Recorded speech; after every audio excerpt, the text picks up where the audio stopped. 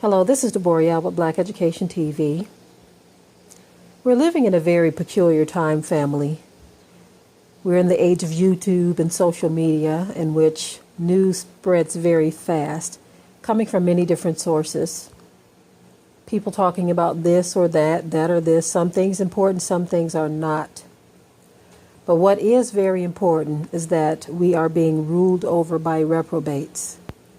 And for those of you who don't understand what a reprobate is, that is a scoundrel, a wicked person, a person who cares nothing about truth, fairness, being genuine, none of it. Many times a reprobate is also very narcissistic, sociopathic, or even a psychopath. And that is what has taken hold of this world as we know it today. Decisions are being made on a broad scale for everyone by people who do not regard the Most High, people who don't have any empathy whatsoever, people who lack any type of real concern for humanity are ruling over things. Now, although I'm going to be talking about that, I wanted to say that a lot of people who are not even in a position of authority or power of any kind are starting to take on that same attitude, the attitude of a reprobate, a person who cares not for anything that is right, a person who will lie at the blink of an eye, a person who cannot be trusted. In this world, you can look at a smiling face, and behind that smile is a wicked, evil person. You have people living in the big house, the White House, running and ruling things, but helping to spread all kinds of hatred around the world. But I want to talk about the little person for a moment, how that has trickled down even to the bottom. The scripture says, because iniquity shall abound, the love of many shall wax cold. There used to be a day and a time where if a person found themselves in a rough situation or a tough position, that they can depend on a neighbor, a family member, a friend, or something like that. But now, what you have are people who are just cold, have no type of concern, compassion, or care for anyone. There's an air of lawlessness that has taken over the planet. When I say lawlessness, I'm not really referring to the laws of man, although that is the case too.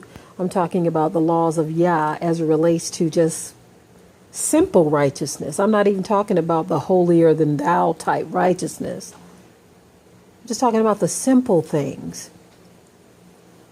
You have a bunch of people justifying every wrongdoing, have convinced their own minds that their wrongdoing doesn't count, but everyone else's does. We're living in a time where most people can't be trusted, and that's pretty sad. Now, you may be able to trust people on certain levels or certain degrees, but as far as fully or wholly, it's very hard to find someone that you can trust wholly or fully. Meaning, hey buddy, I got this diamond ring. I don't want to lose it when I go on vacation, so can you hold on to this for me when I get back? You get back, ask your friend, hey, what happened to my diamond ring? Somebody broke in my house when I was at work and, it's gone. I don't know where it is, man. Then the person say, really? That happened? So someone stole my ring? Where'd you get that new car from? Somebody gave it to me. Those are the kind of ridiculous lies that people will tell because they can't be trusted anymore. Didn't used to be like that. You used to be able to just hand this over. Hey, hold this for me, and expect it to be there when you got back. This day and time, you can't trust folk like that. Because that mind of a reprobate has trickled down even to the little guy. The little guy used to look out for each other, you know. This one didn't have much, that one didn't have much. A couple over here didn't have much, same over here and over there. They would all bring their little together to form just enough for everyone. Can't even do that these days. Because people and the hearts of people are desperately wicked. Even though you all have little, one, maybe two in the group, possibly three, are plotting to take it all and would feel completely justified. What kind of mind does it take to be that way? I think we all have gotten so comfortable with life and living that not enough of us are paying attention to the deterioration of morals. We are coming to accept what we see. We are coming to accept the behaviors of people that are lawless. We are being more tolerant of things that we did not tolerate before. There used to be a time where if children were to speak back or talk back to their parents, it'd be sassy and rude and all of those kind of things, where they were handed that old-fashioned grandma licking type thing, grandpa licking, you know, and they would straighten up and fly right. But now you have the children doing the licking and the parents doing the running. Parents are afraid of children. Children running the house, running the schools, running the streets. People afraid of them. Don't want to cross a 10-year-old because he might blow your brains out. And so many of us have come to accept and expect that we don't even challenge it like we used to. Now, there are those who are throwing up the challenges and pointing these things out. But many times, those people who do this are met with opposition. They're accused of being judgmental, accused of not being loving, accused of looking down on their people and all kinds of things. Why are you always looking down on people? Why are you, our people right now, or should I say people in general, do not want to be reminded of their wrong. They don't accept the notion of cry aloud, spare not, lift up your voice like a trumpet in Zion and show my people their transgressions. Show them their transgressions so that they can change. Nobody wants to see or hear about their transgressions. And if you talk about it too much, you will be accused of putting people down, judging them, or looking down on them.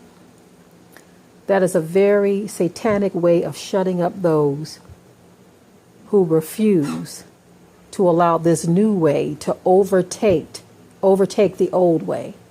The old way was this. Grandma, grandpa laid down the law, and you were expected to abide thereby.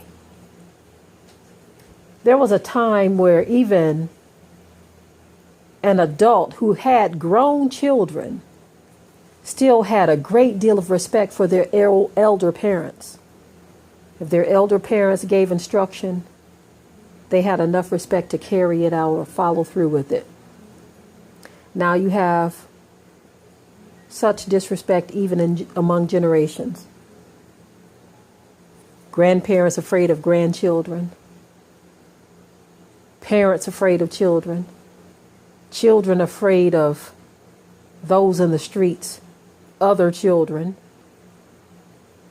because there has been no real establishment of righteous law. Now, when you look at man's law, they try to pretend like they're trying to bring law and order, but they are a part of the disorder and the dysfunction that we see in this reprobate society that we are all being ruled over by. We are all being ruled over by reprobates. They claim to be those who like to bring justice and peace throughout the land. But let's be real. Let's be real. What are they actually bringing throughout the land? How many times do we have to see the same story played over and over and over and over and over and over again with a different black face and a different body, black body, hanging and swinging in the summer breeze from a tree? Same story, different body each time, different week, different month, different day. Same story. Unarmed, black, shot in the back, nothing in hand, or something planted nearby. Falsified evidence. Someone feared for their life even though you were running away. But the narrative plays out the same. Justified. No one will be charged. No one's going to jail. Hey, you can even keep your job and get a paid vacation. But we are the ones who are here to establish justice in the land. So you see, the definition of justice to a reprobate is different than biblical justice, than just basic human justice. A reprobate sees through a different set of eyes. They can do you wrong. And now I'm not just talking about those that run the system. Now I'm talking about in general, a reprobate, period. This can be black, white, rich, poor. It doesn't matter. A reprobate will do you wrong and then figure out a way to accuse you of doing them wrong. This is why I say reprobates are also very sociopathic, psychopathic, narcissistic. Now, there are differences in all three of those. But you can best believe that a reprobate has those traits. Because it's a very wicked person who lacks empathy, very self-absorbed, thinking that the world revolves around them. That is what a narcissist is. But it also represents the traits of a reprobate. This is a person who can see a scenario played out where an innocent life has been taken, and because that life is not the color, or that person is not the color that they respect, their mind cannot draw the right conclusion. They have no sympathy whatsoever for that body that lays there because of an unjustified murder. No sympathy. Can't shed a tear. Can't hear reasoning. Can't even accept, oh, this person did nothing wrong. They will create in their minds a reason to justify the death of that person. This is why a reprobate can be considered to be narcissist. And we are being ruled over by reprobates, people who do not regard the Most High, people who have no respect for the indigenous on this planet. And yes, the indigenous populations are responsible for the very life that you have. Because if they're, and I'm not going to get into this, I was going off in left field, y'all, for a minute. I was about to go somewhere about how all of these different races got on the earth, but I'm not going to go there right now. Many of you have heard the scientific reports, but there are biblical explanations for those scientific reports too, in which, like I said, I'm not going to go there. But anytime you have no respect for the indigenous on the planet and you came after, you have to know that there is a disconnect in the brain when you cannot even respect the loins in which you passed through thousands of years ago. Some of you may catch what I just said, some of you may not. but I'm moving on anyhow. We are being ruled over by reprobates. Now, it is my belief that those of us who know this and realize this, that we've got to take action. Now, the action that we take is very simple. You need to understand what we are involved in, what time we are in, what has been prophesied, what has come to pass of those prophecies, and what is yet to come. Once you can figure those things out, you can then begin to navigate better through all of the chaos that we see happening in this world. Without that right, proper understanding, you will make huge mistakes, thinking that you can stand on your own when you have not been able to, and you will not be able to. You will be thinking that you can unite with a bunch of people who look like you, who are very different than you spiritually and mentally. It's a waste of time to even try such a thing. Now, some of you are not going to agree with me on that.